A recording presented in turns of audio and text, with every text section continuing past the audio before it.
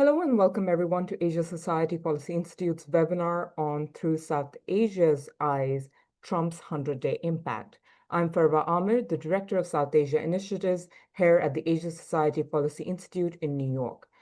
We're now just over the 100-day mark of President Trump's second term in office, and already it's been a period marked by dramatic shifts, from a wave of executive orders to high-profile meetings with global leaders to major announcements on trade and foreign aid.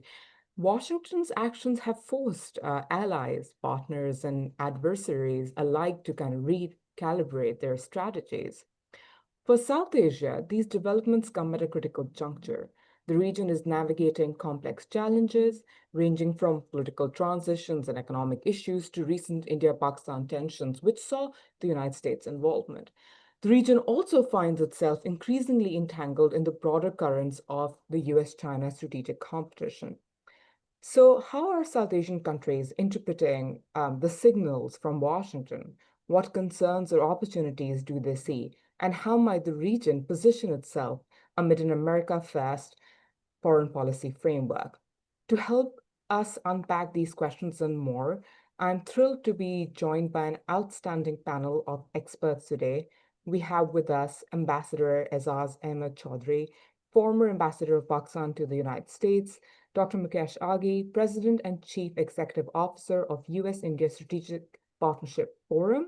Dr. Famida Khatun, unfortunately, is unable to join us because of some unforeseen circumstances today, but we also have with us Bhagya Senaratne, Director of Education, Bandaranaike Centre for International Studies, Sri Lanka. So before we begin, just a few housekeeping notes. I will start with some questions for our panelists, and then at about the 45-minute mark, we'll take some questions from the audience. So please use the Zoom Q&A box to send in your questions. So without further ado, if I could just begin with you, Mukesh. The US-India partnership has strengthened over the past years, and under the new administration, there was an early embrace of the Quad through the foreign ministers' meet right after the inauguration. Prime Minister Modi was also one of the first leaders to meet with President Trump in February, and since then, we've seen a series of high-level exchanges, including VP Vance's visit to India. Given your close tracking of trends in this relationship, how would you characterize the current state of play? And are there any early indicators that signal a deepening or recalibration of this partnership? Over to you, Mukesh. Farwa, thank you very much for inviting me to your session. I would break down your answer in two broad categories. One is what I call is a President Trump approach to the issues. And then the second part would be on the administration policies with India. You have to understand that we are living in interesting times where we are seeing what I call as a whiplash policy agenda, where basically relationship with nations are being decided on deal making rather than a geopolitical or trade or other aspect of the relationship. Classic example was the president's visit to to Middle East last week, where he did not go to Israel, but made deal with the Houthis, who are still bombing Israel, made deal with the Syria, which was the head of the Syria was on a $10 million US bounty. So, and basically has started discussion with Iran, driving what is good for America, and that's what the whole agenda was from that perspective. Long-term ally, Israel was abandoned, and the president did not visit. So I think that kind of basically showcases the overall approach of the president when you're dealing with global issues.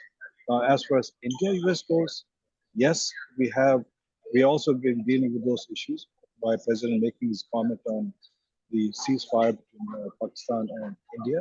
But overall, when you look at the agenda on trade continues, both nations are focused on driving a $500 billion trade. The trade negotiations are here in Washington, D.C. And hopefully by July 9th, the first tranche of the trade agreement will be announced, where India has proposed zero trade and US is saying, hey, let's keep it up to 10%. Then you have what we call as defense cooperation, where we're looking at further production of Javelin, Striker, and others happening in India itself. And then another aspect of joint exercise between the two countries. Then you look at the energy and security partnership between the two countries, where India has basically moved forward, amending the civil liability law so the US nuclear companies can set up nuclear plants in India.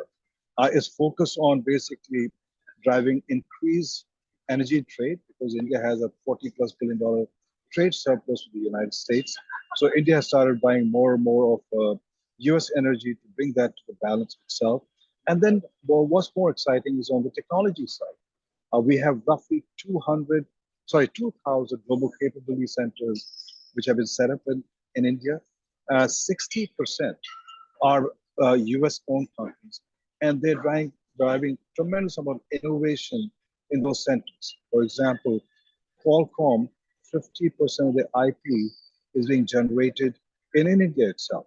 You look at on the quantum computing side, companies like IBM are partnering with the Indian companies to basically innovate more and more in that arena. Then there's a partnership on space. There's a partnership on biotechnology. So we do have a substantial agenda which is moving forward while what I call is the noise coming in from the president and other areas which are more focused on deal making. So I would say that overall the relationship between the two countries is moving very, very strongly on the trade side, on the defense side, on the energy partnership, and people to people itself.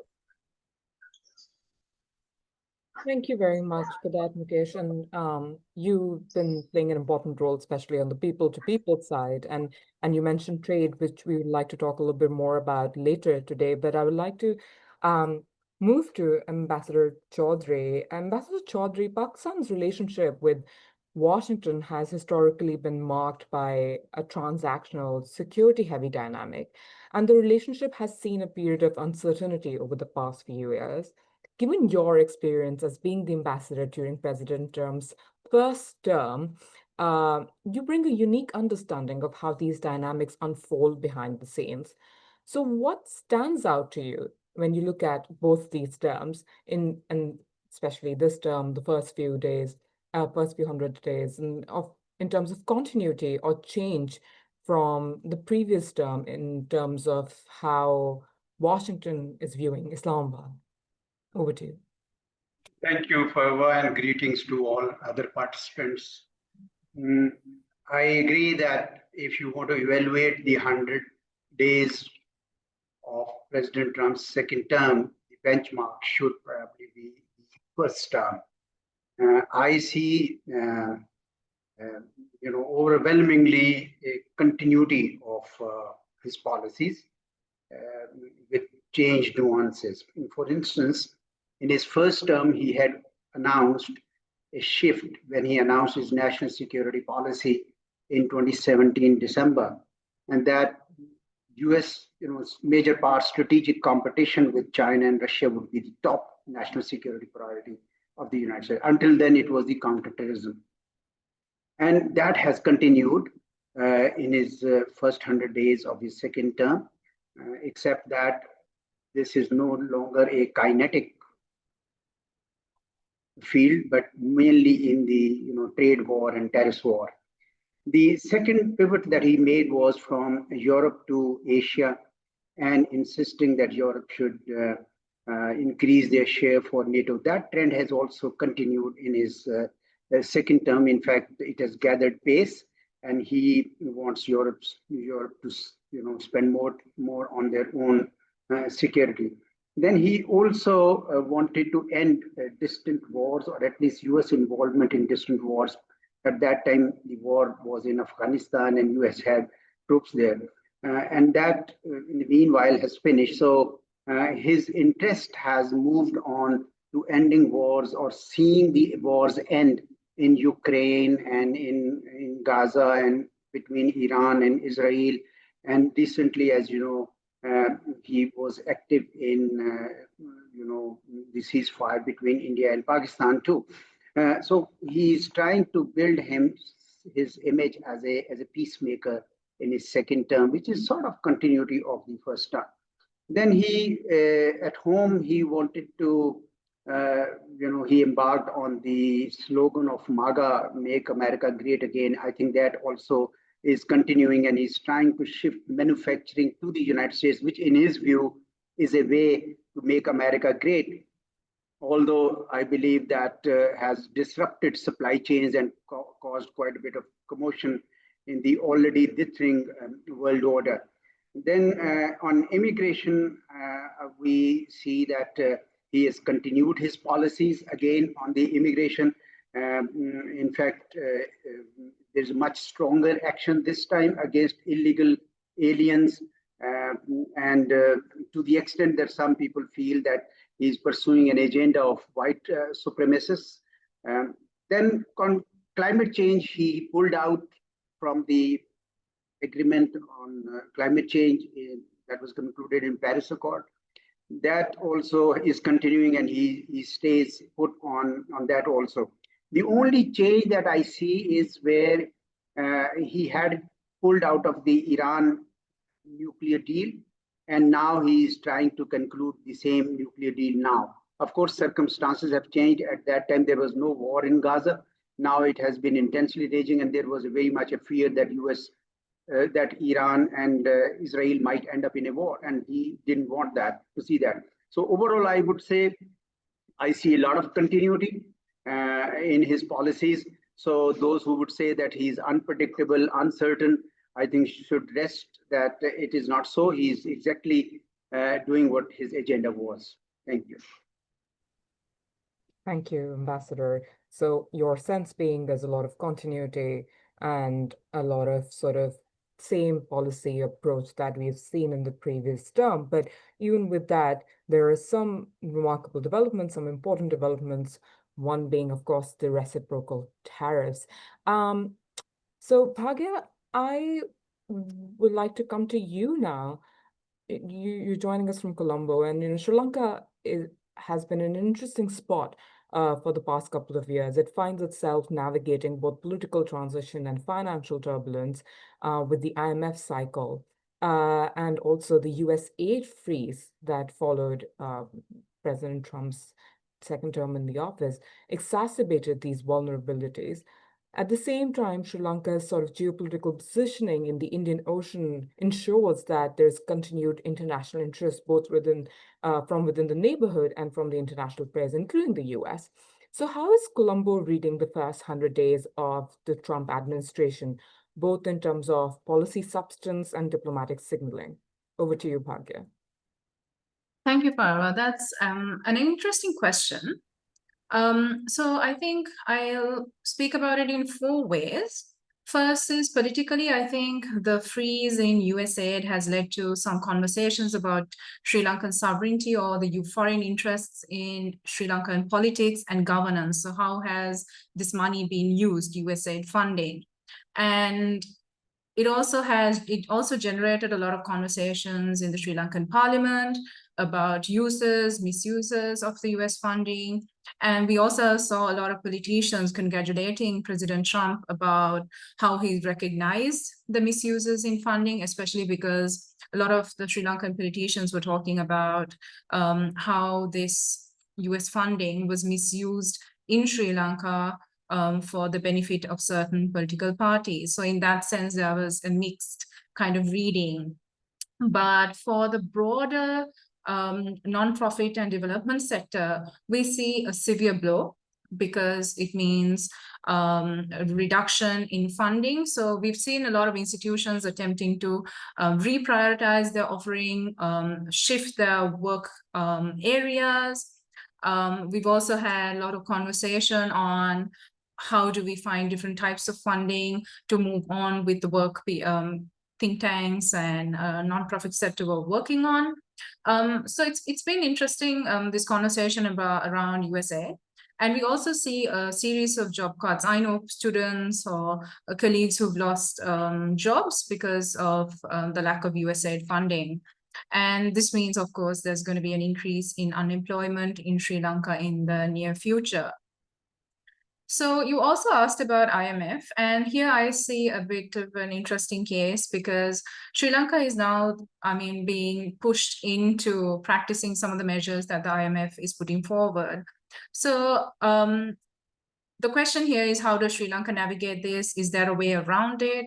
So in the policy and academic circles, we've seen a lot of conversation about sovereign decision making rights and what kind of authority then the Sri Lankan government would have, and kind of the impact on international financial institutions in governance and of course Sri Lanka's decision-making capabilities. Then on the flip side, we also see whether these are policy changes that Sri Lanka should have done earlier, and that because of the lack of these policy changes, we are now forced into doing this. The fourth one, I think, is about higher education and education in general. I think Ambassador Chaudhry was also talking a little bit about certain policies. So here, I think the concern would be about collaboration and engagement between Sri Lankan higher education institutions with those in the United States. So how would institutions on both ends then collaborate? What does it mean for the exchange of ideas, the exchange of people? Would this mean that going forward, broadly speaking, US higher education institutions would then be neglected? And of course, Sri Lankan institutions would pursue collaboration and exchange of ideas with higher education institutions in other countries, either in Asia or broadly speaking, without the United States. So there would then be a shift in the kind of knowledge produced, and also a shift in the ideas that come out, the theoretical kind of perspectives that come out of these conversations. And would it then mean a kind of more pro-global South kind of conversation? But overall, I think we see conversations in Sri Lanka about a shift in the international order through what's happening in the US and through President Trump's presidential orders, the changes. And also, like, as students of international relations, we've been learning about norms and different organizations, international institutions.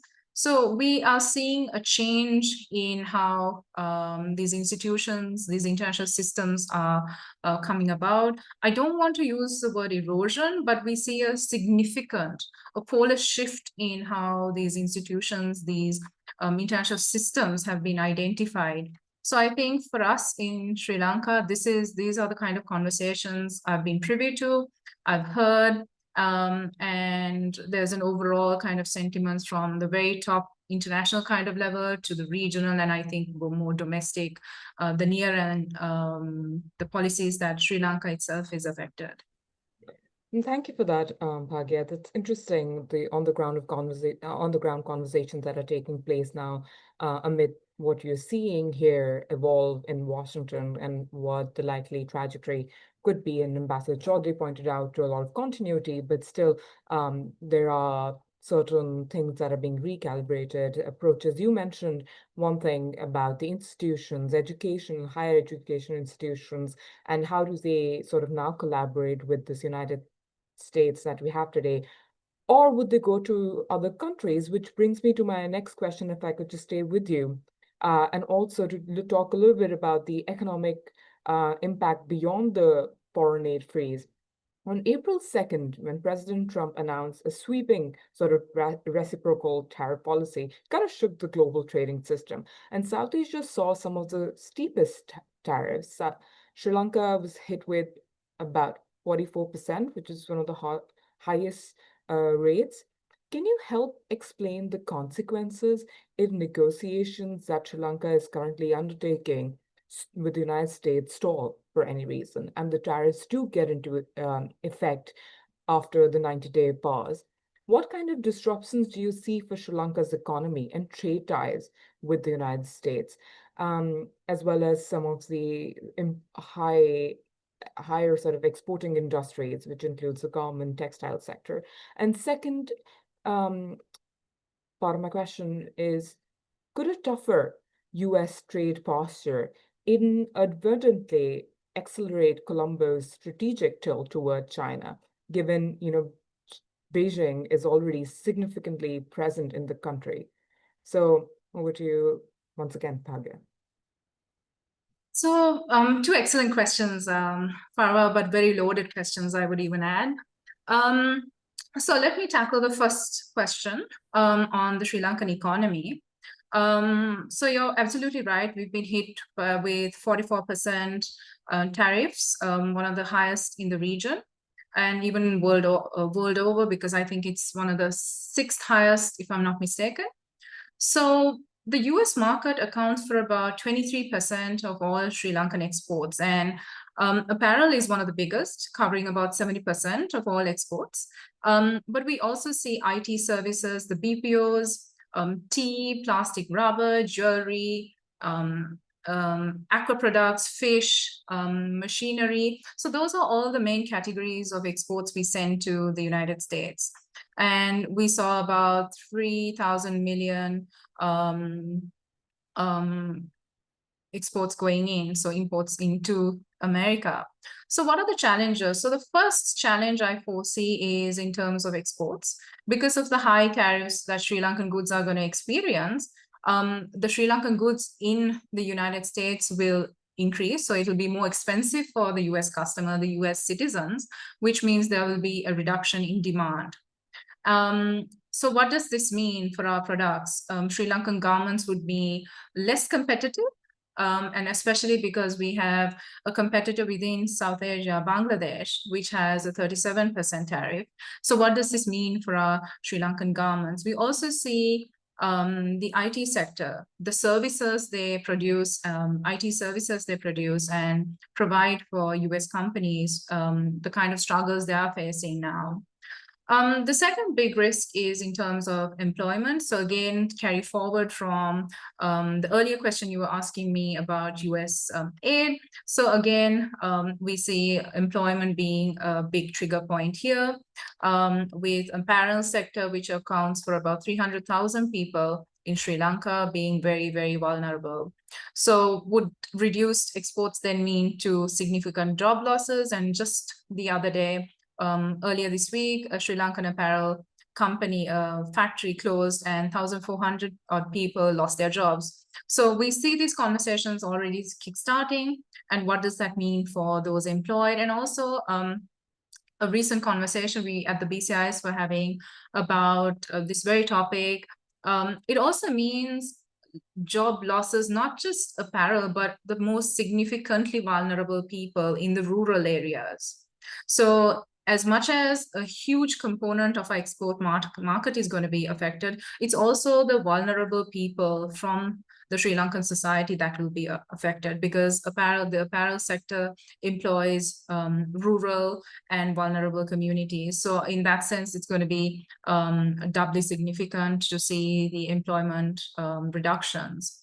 We also see a third factor in terms of foreign exchange. So reduction in exports would mean Sri Lankan foreign exchange earnings would reduce, which then leads to the destabilization of the currency. And higher import prices in the local market would mean inflation and higher inflation. And of course, the cost of production in Sri Lanka then will rise. So it's kind of like a vicious cycle. One thing leads to another. So if you don't fix one, it will lead on to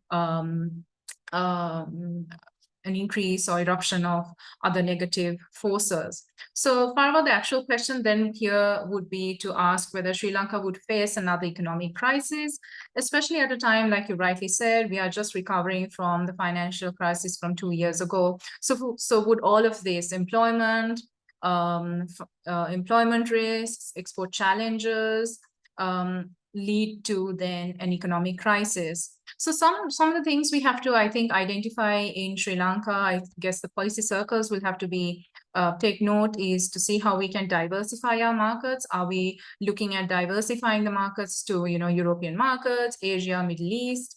Are we coming up with bilateral FTAs? So what has Sri Lanka done? For example, are we looking at increasing imports to India or China, which have bigger markets?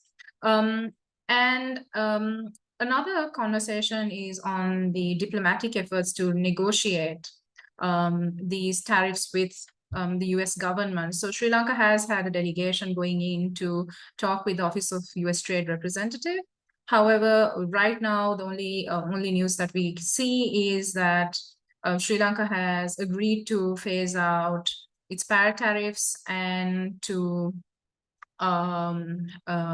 release its special commodity levies. So this is the kind of conversation we see. So the second part of your question on China, whether the lack of the US trading would mean that Sri Lanka, Colombo would lean with Beijing. So absolutely. I mean, if it does, it wouldn't be the first time, Farwa, because this has happened previously in 2009, 10. And I've also written about it in one of my articles on US relations with Sri Lanka for a Routledge Handbook of US Foreign Policy in the Indo-Pacific.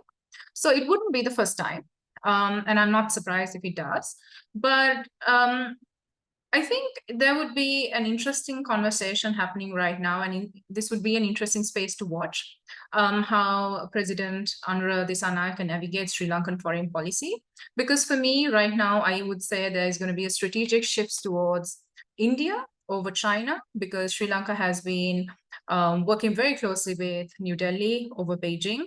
And right now, I think if there is a shift, if there is going to be a major shift, it will probably be towards India rather than China. Because compared to some of the conversations we've seen on Sri Lankan foreign policy, China has not come forward, or Sri Lanka hasn't engaged with Beijing as expected. So New Delhi seems like a likelier choice for Colombo. Thank you, Bhagya.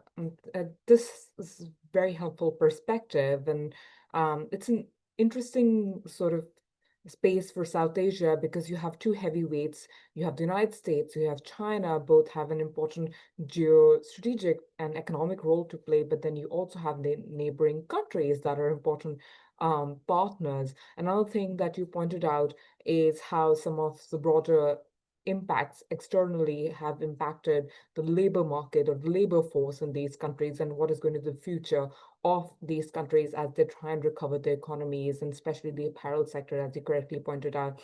I want to come to Mukesh now and talk a little bit more about the US-India bilateral trade agreement that you brought up initially in your remarks earlier, and the Mission 500 goal that is there between the two countries established during the Prime Minister's visit here in February. So there have been efforts, there's a steady momentum to the talks. You mentioned July 9th as the first tranche. But in terms of the Mission 500 goal, how viable is that timeline? And what are the core opportunities or sticking points do you see from both ends as negotiations move forward towards not only just achieving the bilateral trade agreement, but then also the larger goal that is there in terms of boosting the trade volumes between the two countries? At the same time, India is benefiting from the broader realignment of global supply chains, in particularly as there's an interest to de-risk from China. You also heard Bhagya speak about how Delhi might be a more viable partner to have greater economic engagement for Colombo. So how can India make the most of this moment, but also prepare for a scenario where US-China ties soften? So over to you, Mukesh. Farwa, you have to look at a US-India relationship in multiple fold. One is geopolitical alignment, where you have China challenging its dominance in Asia, India trying to maintain its strategic autonomy, so its partnership with the US, that becomes critical. The second aspect is trade. While both countries are aspiring to have a $500 billion trade objective by 2030, and is that achievable? And my answer is yes, and I'll come back on that. The third factor is market opportunity. India is a $4 trillion market, and it's expected to be almost a $10 trillion market by 2030. Economy is growing almost 7% plus on an annual basis, and when you look at in every aspect, the domestic consumption pattern is growing every year on a 15% basis. And then you look at people to people. So let me come back geopolitically. Geopolitically, I think that what we are seeing is a stronger alignment between the United States and India dealing with China and other countries where you have terror aspect which are impacting both countries itself. We're looking at manufacturing of US components in India, from Javelin missiles to basically Stinger missiles. If you look at Swarovski helicopter, most of the cabins are now being made in India itself. So we're seeing a very strong defense collaboration, cooperation taking place. For example, the GE jet engines being manufactured. India will be the fourth country in the world to manufacture hot engines for airplanes itself. When you look at from an economic opportunity perspective, what we are seeing is the US companies are de-risking the supply chain from China. And India becomes an opportunity, not only just from a manufacturing base, but also from a market opportunity. Look at Apple. 4 years ago, Apple didn't have much of domestic revenue in India. Today, it has crossed $8 billion on its hardware sales in India and almost $5 billion on its app business. And that's growing almost 20% on an annual basis. So and then Apple has announced that it is going to start manufacturing most of the iPhones in India for the US market. So this is a trend I can repeat with multiple companies, and we're seeing this on a daily basis. That momentum is taking place. Now, as far as the trade goes between the two countries, yes, it is biggest export to US is IT services, which is roughly $160 billion. But if you keep away just on trade on goods, that's roughly around $200 billion. And what we are seeing is more and more Indian goods are finding a place as the tariff challenges take place across in the region itself. Bangladesh, for example, is around 36%. You mentioned Sri Lanka at 44%. What we are seeing is a lot of US companies are saying, hey, if India is going to come down to 10%, it makes sense to basically move your manufacturing to India, not only from a domestic market perspective, but from an export perspective also.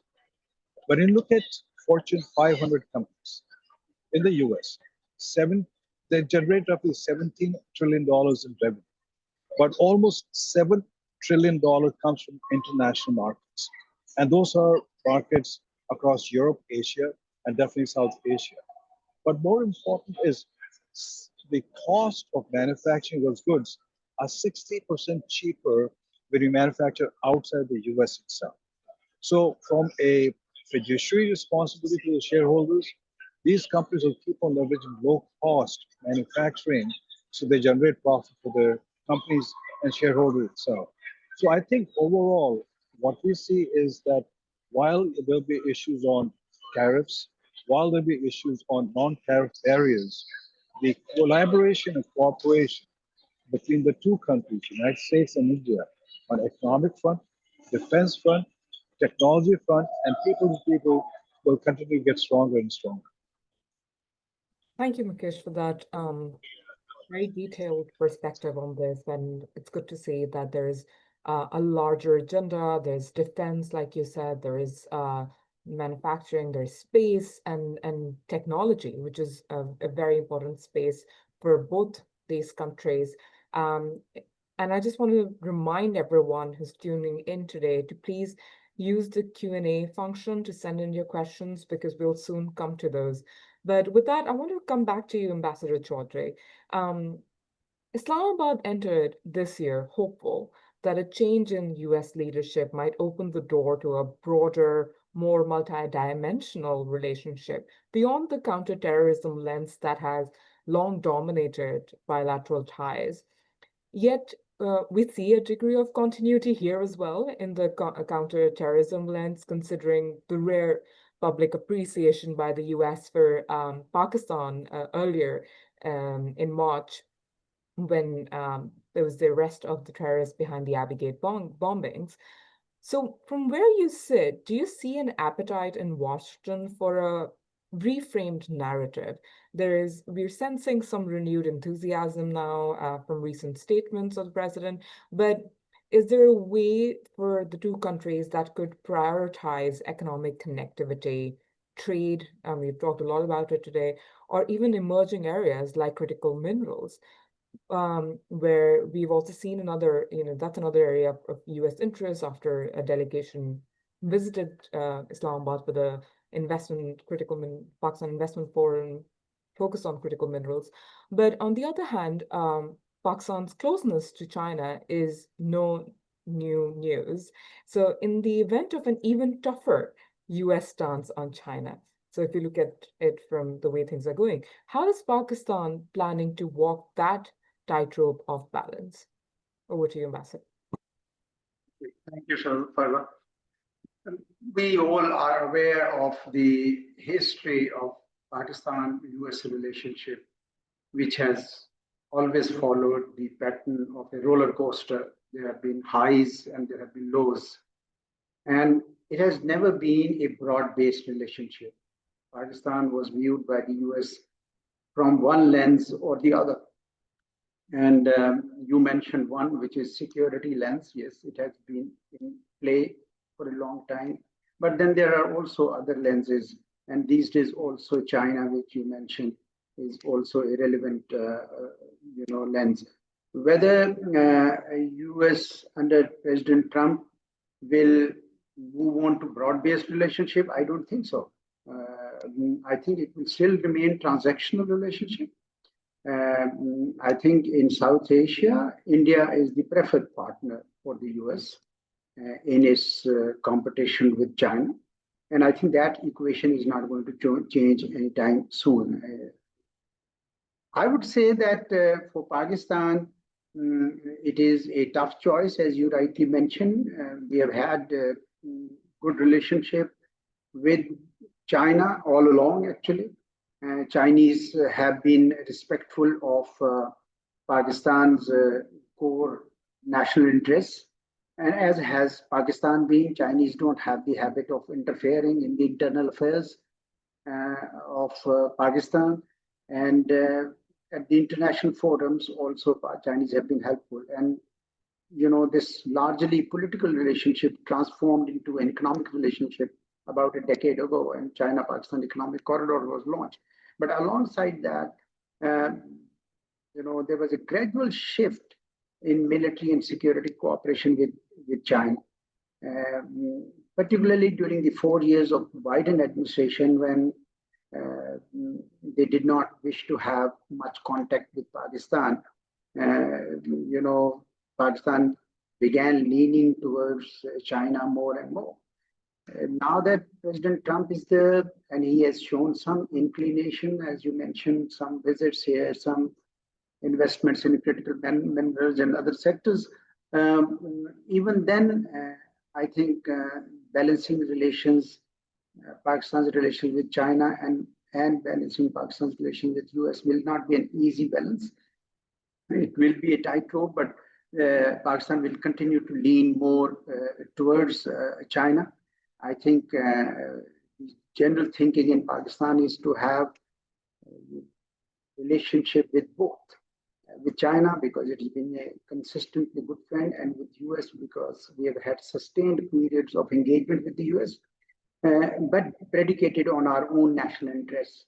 I think that's the line we seem to be taking. We don't want these two relationships to be a zero-sum relationship. On security and counterterrorism, yes, traditionally this has been a very important segment, and given what's happening in Afghanistan, where there is a considerable vacuum now because US pulled out out of Afghanistan, and we see that there is a renewed interest in the US not to leave the field completely open. I think they fear that perhaps Chinese will increase their influence in Afghanistan, particularly in terms of investments, their economic investments there. We hear the talk of the US wanting to come back to Bagram base, to reclaim it, to have a position there. We haven't heard anything concrete yet, but there is a lot of chatter about it. Then Afghanistan, unfortunately, is again running the risk of becoming a bastion of terrorist entities. So all its neighbors are a bit nervous about it. And China is now taking the lead. And recently we had a trilateral with China and Afghanistan. There seems to be some interest in Taliban regime to extend the CPAC to Afghanistan. And if that happens, I think a problem of terrorism that Pakistan faces, which emanates from Afghanistan, will probably be addressed better. So that's the state of play at this time. I think we still have to figure out whether the US will be more interested to develop this segment of security cooperation or not. We're not sure. Perhaps we also don't need that. But we do see that much of what US did in Afghanistan has had implications for us, including the $7 billion worth of armaments that they left behind, which is now being used by Tehreek-e-Taliban Pakistan and others at will. So there is a degree of security agenda with the US. Mostly it would be economic. And so it's a very delicate balance that Pakistan is trying to walk through. So, Ambassador, thank you for that. Just a quick follow-up, because we've talked about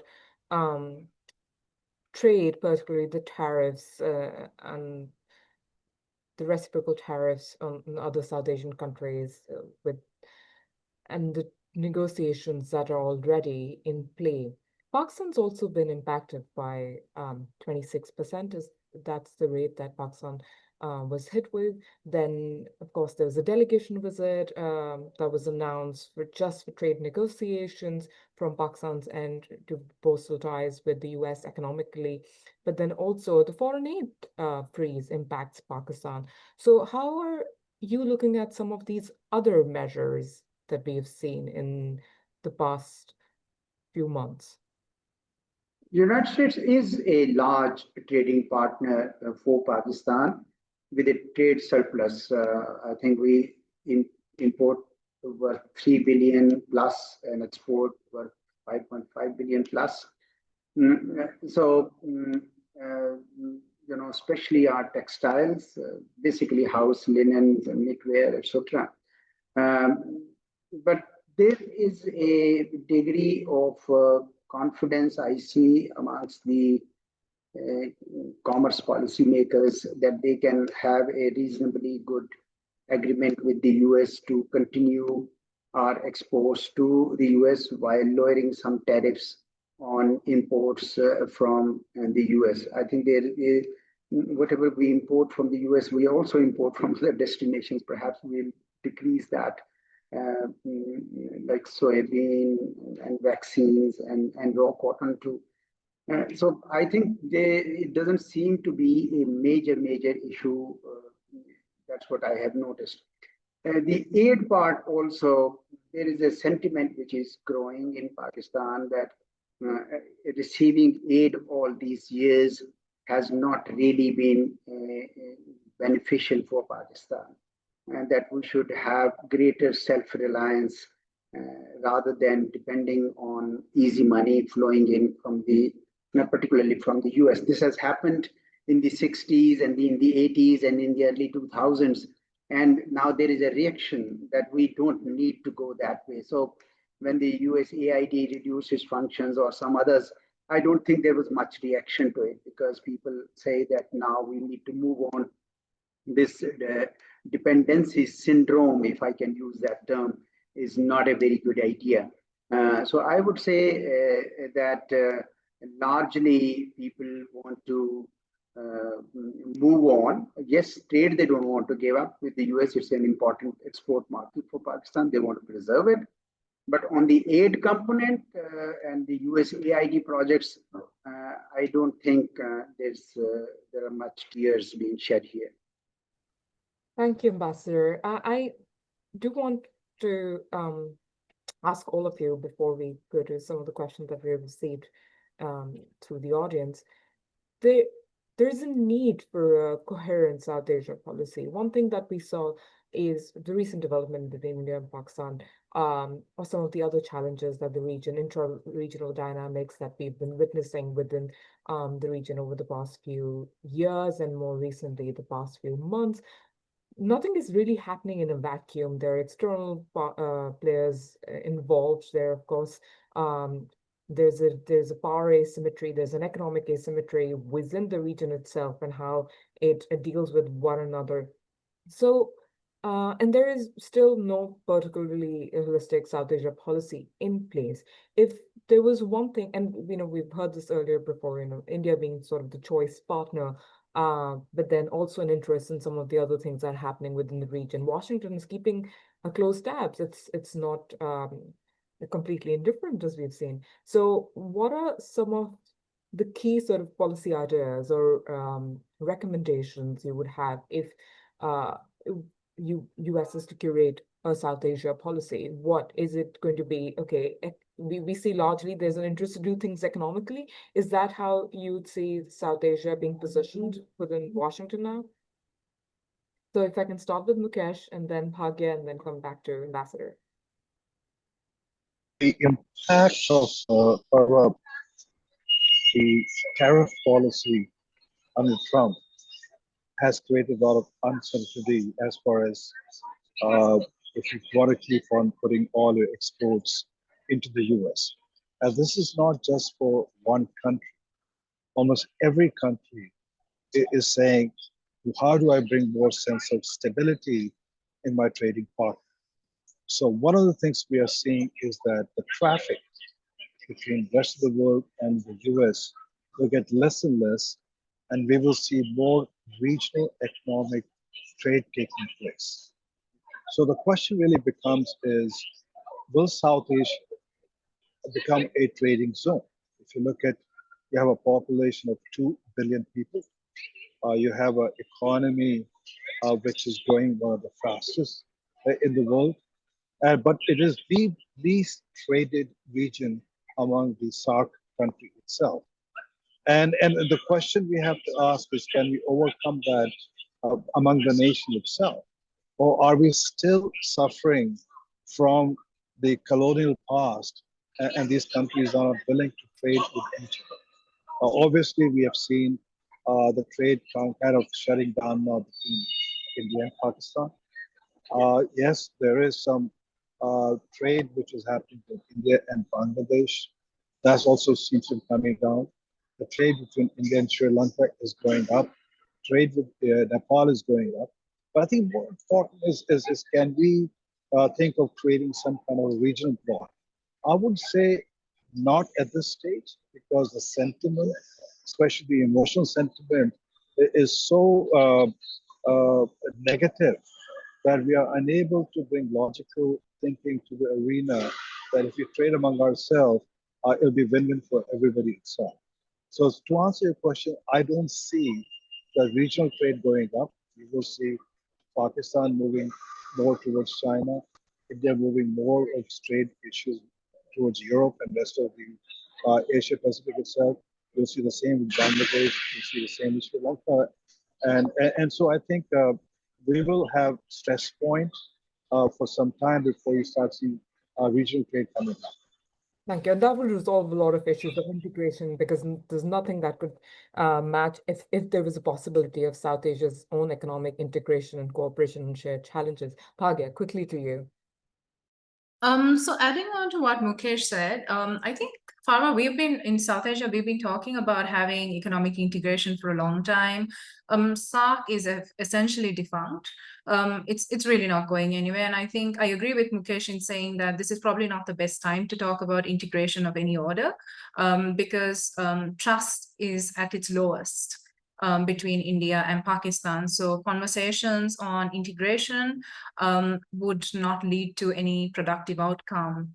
And it would also probably never start because the two parties would not sit at the same table to converse about any forms of integration. Having said that, I think Mukesh mentioned this in passing.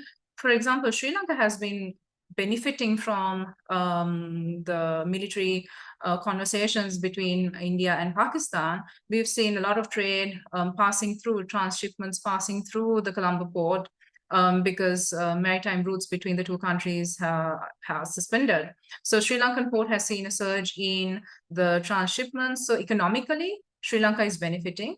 But when you're talking about overall integration, this is the current trust deficit rather is not being productive. And to your question about integration and would that materialize, I agree again with Mukesh, and adding on to what he's saying, it's not going to materialize, probably not in this decade. But I think a starting point would be to think of integrations through other areas that would eventually lead to economic integration. For example, we can think of integrations through education or integrations through culture. So we are bringing people, so it's a people-to-people kind of integrations, connectivity that would later slowly commence, lead to economic greater integrations within the region. Because without that people-to-people contact, without that people-to-people understanding, it's difficult to bring in other forms of connectivity. Right, and thank you for that. So the trust deficit mars the sentiment which we've seen very traditionally in the history of South Asia. From a US perspective, the potential for integration from its own South Asia policy, that is more in terms of bilaterally how the United States will be engaging with these South Asian countries, and likely going to be more and more on the economic front, but with other potential areas as well. Ambassador Chaudhry, over to you. Yeah, I largely agree with the previous two speakers that time is not ripe for any intensified economic engagement or commercial engagement. That said, I would say that in the times that these interactions were happening, like during the peace process between 2004 and 2008, there were studies carried out by World Bank, by some in Pakistan and in India, of an enormous potential of growth in regional trade. And unfortunately, the political environment hasn't facilitated any movement towards that. So as of now, I expect the US to continue to deal bilaterally with each nation in South Asia. I don't see that changing. In fact, under President Trump, probably US would deal with every country of the world bilaterally because it believes that it has better by negotiating position. And more than that, I don't see. Now, recently, President Trump has offered to broker peace between India and Pakistan, the ceasefire, which India says that no, it was done bilaterally, but US Secretary of State and President Trump tweeted that no, it was brokered by them. And then we also see President Trump having offered to mediate on Jammu and Kashmir being a dispute. So, but India, of course, has not invited or has never accepted third-party interventions. So I don't see much there too for US in terms of its role, unless US wants to insist on that. But in terms of economic and commercial interactions, I agree with previous two speakers. There is not much scope at this time.